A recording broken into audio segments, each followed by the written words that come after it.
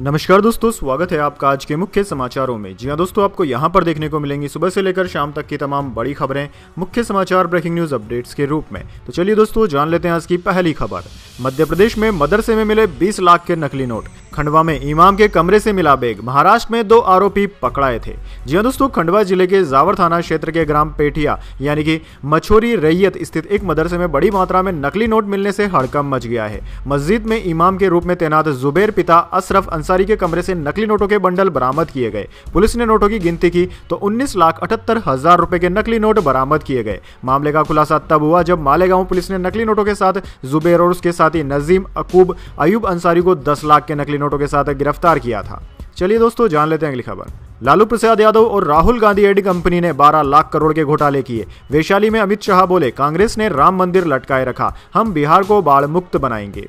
जी हां दोस्तों, केंद्रीय गृह मंत्री अमित शाह वैशाली के महुआ में जनसभा को संबोधित कर रहे थे। अमित शाह ने कहा कि लोकतंत्र की जननी वैशाली की जनता का उत्साह बता रहा है कि बिहार में एक बार फिर से एनडीए की सरकार ही आने वाली है। उन्होंने लालू यादव और राहुल गांधी पर निशाना साधते हुए कहा कि लालू राबड़ी के जंगल राज में आए दिन बिहार में नरसंहार होते थे, हत्याएं होती थी, अपहरण फिरौती के उद्योग चलते थे और महिलाओं की अस्मिता भी लूटी जाती थी। चलिए दोस्तों, जान लेते हैं अगली खबर। अंतरिक्ष में भारतीय सेना की नई ताकत। इसरो ने बाहुबली रॉकेट से लॉन्च किया नौसेना का सैटेलाइट, अब दुश्मनों की खैर नहीं।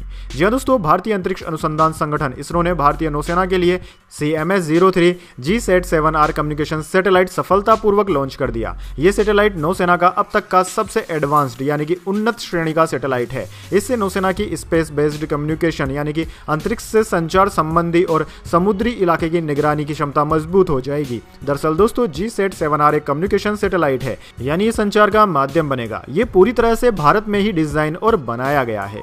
चलिए दोस्तों, जान लेते हैं अगली बड़ी खबर। प्रधानमंत्री बोले, जंगल राज में ज्यादा वेतन मतलब आरजेडी को ज्यादा रंगदारी। तेजस्वी ने कांग्रेस की कनपट्टी पर कट्टा लगाकर सीएम पद लिया।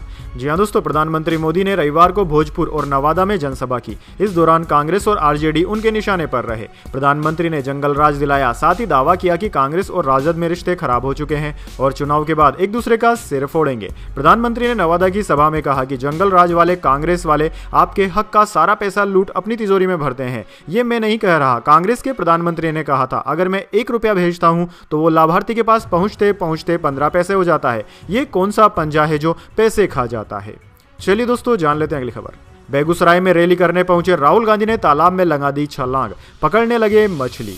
दरअसल दोस्तों, बिहार विधानसभा चुनाव 2025 में जनसभा करने बेगूसराय पहुंचे लोकसभा में नेता प्रतिपक्ष राहुल गांधी का एक अलग ही अंदाज देखने को मिला। कांग्रेस सांसद राहुल गांधी लगातार बिहार में प्रचार कर रहे हैं। वह बेगूसराय में मछुआरों के पास पहुंच गए। यहां राहुल गांधी टी-शर्ट पैंट में ही तालाब में उतर गए और मछुआरों के साथ जाल पकड़कर मछली पकड़ना सीखने लगे। दरअसल दोस्तों, राहुल गांधी के पानी में उतरने के चलते सुरक्षा कर्मियों को भी उनके साथ जाना पड़ा। राहुल गांधी मछुआरों के साथ मछली पकड़ने की कोशिश करते भी दिखे। आम जीवन में मछुआरा समुदाय कैसे काम करता है, राहुल गांधी यही समझने की कोशिश करते दिखाई दिए। राहुल तालाब में उतरकर यह समझने की कोशिश करते दिखाई दिए कि कितनी मेहनत होती है मछली पकड़ने में। बिहार चुनाव में राहुल गांधी लगातार प्रचार भी कर रहे हैं। चलिए दोस्तों, जान लेते हैं अगली बड़ी खबर। तीसरा T20 मुकाबला। भारत ने ऑस्ट्रेलिया को 5 विकेट से हरा दिया। सीरीज 1-1 से हुई बराबर। सुंदर ने 23 बॉल पर 49 रन बनाए। अर्शदीप को 3 विकेट मिले। जी दोस्तों, भारत ने T20 सीरीज के तीसरे मुकाबले में ऑस्ट्रेलिया को 5 विकेट से हराया। इस जीत के साथ ही भारत ने 5 मैचों की सीरीज में 1-1 की बराबरी हासिल कर ली है। सीरीज का चौथा मुकाबला 6 नवंबर को गोल्ड कोस्ट में खेला जाएगा। पहला T20 बारिश में धुल गया था, जबकि दूसरे में ऑस्ट्रेलिया ने 4 विकेट से जीत हासिल की थी। होबार्ट में 187 रन चेज कर रही भारतीय टीम ने 18.3 ओवर में महज 5 विकेट पर ही जीत अपने नाम कर ली। इस मैच में वाशिंगटन सुंदर ने 23 बॉल पर 49 रन की पारी खेली। जितेश शर्मा ने 13 बॉल पर 22 रन बनाए। इसके अलावा हर्षदीप सिंह ने 3 विकेट चटकाए। चलिए दोस्तों, जान लेते हैं अगली खबर। दिल्ली में साल भर में पोल्यूशन से 17,000 मौतें। हाई ब्लड प्रेशर और डायबिटीज से भी ज्यादा हुआ जानलेवा। जी हां दोस्तों, दिल्ली की जहरीली हवा एक बार फिर सुर्खियों में है। Institute for health matrix and evolution की नई रिपोर्ट ने बताया है कि साल 2023 में राजधानी में 17,188 लोगों की मौतें सीधे तौर पर वायु प्रदूषण से हुई। इसका मतलब है कि हर 7 में से 1 मौत का कारण प्रदूषण रहा। रिपोर्ट के अनुसार पार्टिकुलेट मैटर PM2.5 यानी कि हवा में मौजूद बारीक प्रदूषक कण अब भी दिल्ली में मौतों का सबसे बड़ा कारण है। Centre for research on energy and clean air के विश्लेषण के अनुसार 2023 में दिल्ली में हुई कुल मौतों में से लगभग 15% मौतें सिर्फ वायु प्रदूषण के कारण हुई है। चलिए दोस्तों, जान लेते हैं अगली खबर। तूफान मोंता का असर हुआ खत्म, अब बारिश नहीं ठंड बढ़ेगी। राजस्थान एमपी में बारिश संभव, दिल्ली में हवा में सांस लेना मुश्किल, एक्यूआई लेवल 400 के पार पहुंचा। जी हां दोस्तों, मोंता तूफान का असर लगभग खत्म हो गया है। इसके रूट में आने वाले राज्यों में अब बारिश नहीं होगी। हालांकि राजस्थान, मध्य प्रदेश, पंजाब और हिमाचल प्रदेश में बारिश हो सकती है। इंडियन मेट्रोलॉजी डिपार्टमेंट के अनुसार पहाड़ी राज्यों और मैदानी इलाकों में अगले 3 से 4 दिनों में तापमान में गिरावट होगी, जिससे ठंड बढ़ेगी। हिमाचल में 4 और 5 नवंबर को बर्फबारी के आसार बन रहे हैं। 3 नवंबर की रात से वेस्टर्न डिस्टर्बेंस एक्टिव होगा। फिलहाल कुकुमसेरी में तापमान -1.2 डिग्री और तांबो में -0.8 डिग्री चल रहा है। उधर दोस्तों, राजधानी दिल्ली और एनसीआर के कई इलाकों में प्रदूषण गंभीर होता जा रहा है। रविवार को हवा क्वालिटी और बिगड़ गई। एम्स और आसपास के इलाकों में एक्यूआई लेवल 420 तक पहुंच गया था। चलिए दोस्तों, जान लेते हैं अगली बड़ी खबर। बोगस मतदाताओं को पकड़कर पीटो, राज ठाकरे का मन से कार्यकर्ताओं को बड़ा आदेश। जी हां दोस्तों, मुंबई में शनिवार को आयोजित महाविकास आघाड़ी की सत्तेचा मोर्चा सत्य के लिए मार्च रैली में शिवसेना उद्धव ठाकरे गुट प्रमुख उद्धव ठाकरे ने चुनाव आयोग और बीजेपी पर जमकर निशाना साधा। उन्होंने मतदाता सूची में कथित गड़बड़ियों को लेकर नाराजगी जताते हुए लोगों से अपील की कि वे वोट चोरों को पहचाने और सबक सिखाएं। उद्धव ठाकरे ने कहा कि जहां भी वोट चोर दिखें उसे पीटो। देश के हर मतदाता से मेरा अनुरोध है कि वे अपना नाम वोटर लिस्ट में जरूर जांचें। जब एक शौचालय के पते पर 100 मतदाता दर्ज हो सकते हैं तो जरा सोचिए आपके घर में कितने होंगे। चलिए दोस्तों, जान लेते हैं अगली खबर। असली मुद्दों से ध्यान भटकाने की कोशिश, पंजाब मुख्यमंत्री भगवत मान और मनीष सिसोदिया का बीजेपी पर पलटवार।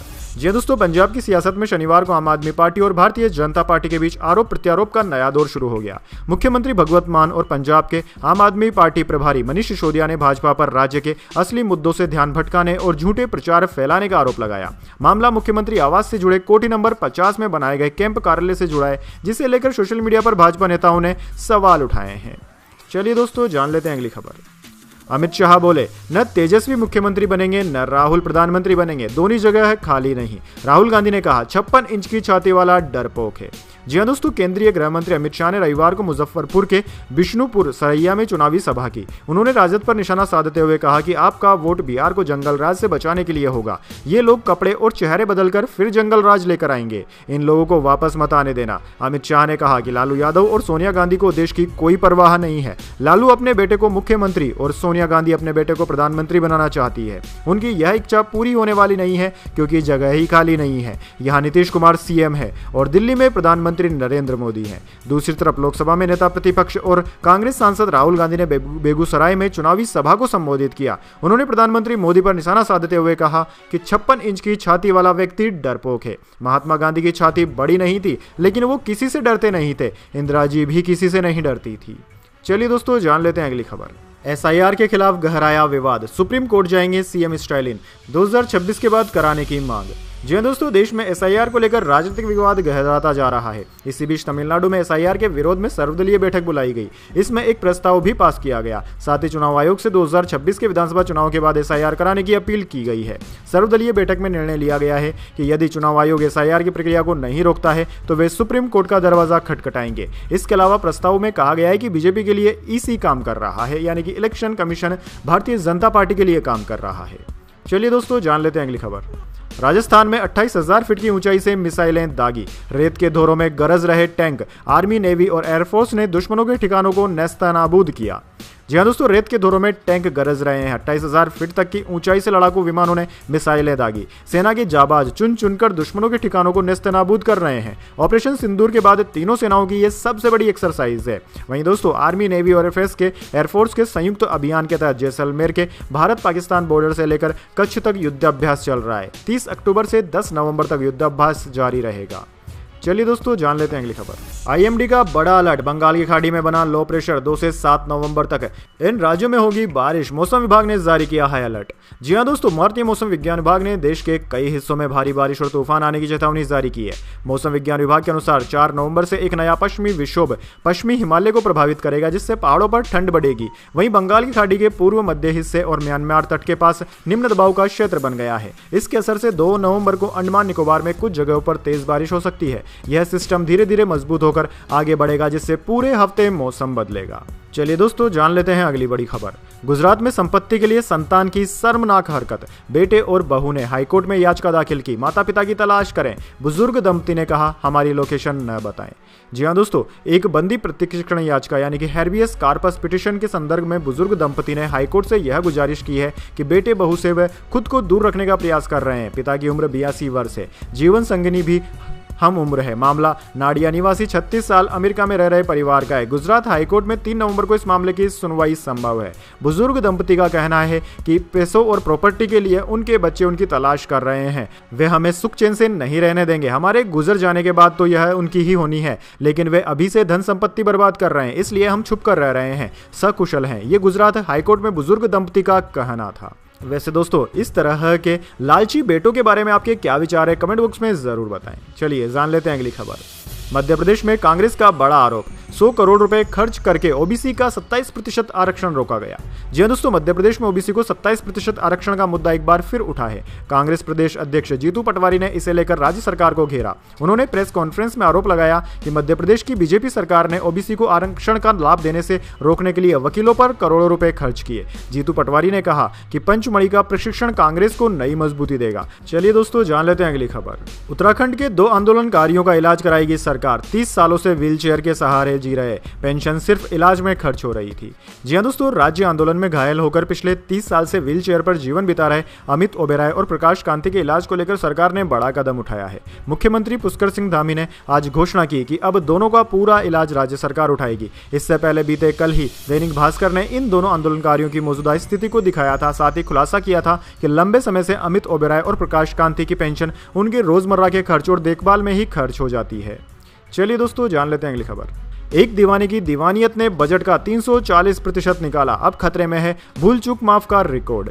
जी हां दोस्तों, एक दीवाने की दीवानियत ने थांबा के साथ कदम से कदम मिलाकर कमाई जारी रखी है। 21 अक्टूबर को रिलीज हुई दोनों ही फिल्मों को दर्शक देखने के लिए उमड़े। हालांकि शुरुआती दिनों में ही हर्षवर्धन राणे की फिल्म पिछड़ गई। इसके बावजूद कम बजट की होने की वजह से ये साल की तीसरी सुपरहिट फिल्म बन चुकी है और आखिरी के कुछ दिनों में थांबा के लगभग बराबर कमाई में पहुंच गई है। फिल्म आज अपने सेकेंड संडे के लिए बिजनेस कर रही है। इस वजह से हम आपको बता दें कि फिल्म ने अब तक कुल मिलाकर 55.15 करोड़ रुपए का बिजनेस कर लिया है।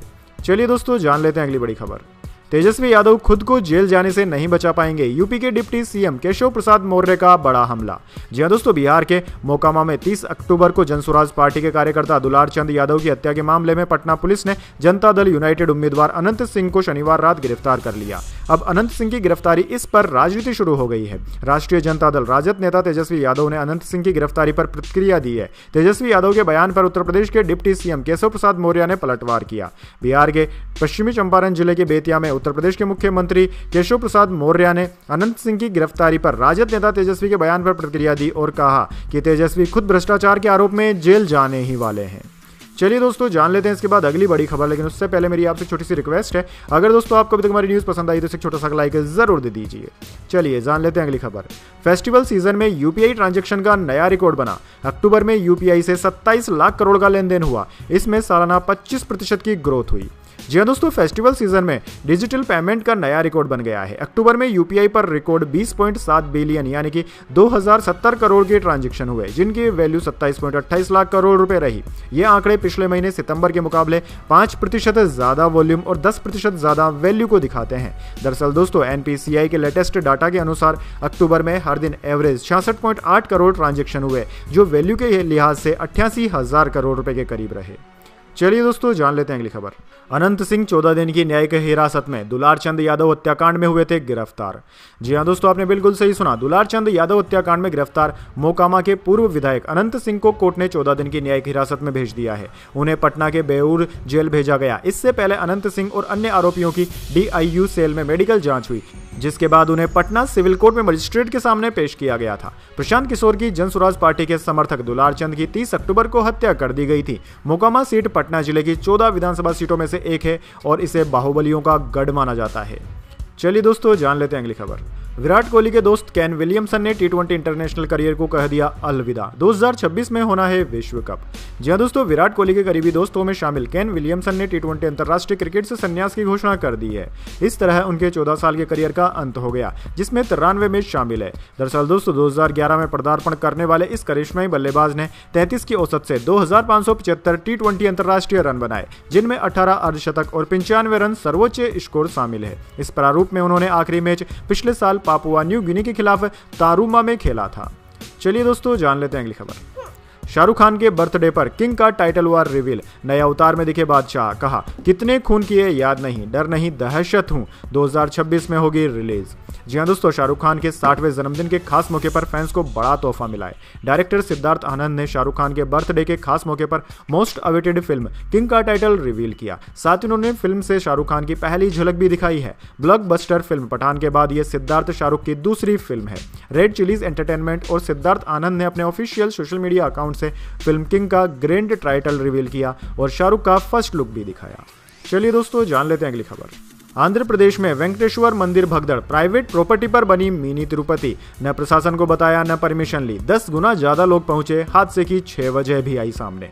जहां दोस्तों आंध्र प्रदेश के श्रीकोलुम जिले के कासीबुंगा कस्बे में बने वेंकटेश्वर मंदिर में हर शनिवार 1500 से 2000 श्रद्धालु आते हैं, लेकिन 1 नवंबर को देवउठनी एकादशी और कार्तिक मास होने से भीड़ असामान्य रूप से बढ़ गई थी। यह मंदिर 4 महीने पहले ही खोला गया था। इसे प्रसिद्ध तिरुमला वेंकटेश्वर मंदिर की तर्ज पर बनाया गया है, इसलिए इसे चिन्ना तिरुमति यानी मिनी तिरुपति कहा जाता है। वेंकटेश्वर मंदिर में भगदड़ में 10 लोगों की मौत हुई और कई घायल हो गए। हादसा सुबह करीब 11:30 बजे हुआ था, जब श्रद्धालु मंदिर की पहली मंजिल पर बने गर्भगृह की ओर चढ़ रहे थे। अब दोस्तों इस मामले में नया मैटर सामने आया है। यह जो मंदिर है यह एक प्राइवेट प्रॉपर्टी पर बनाया गया है।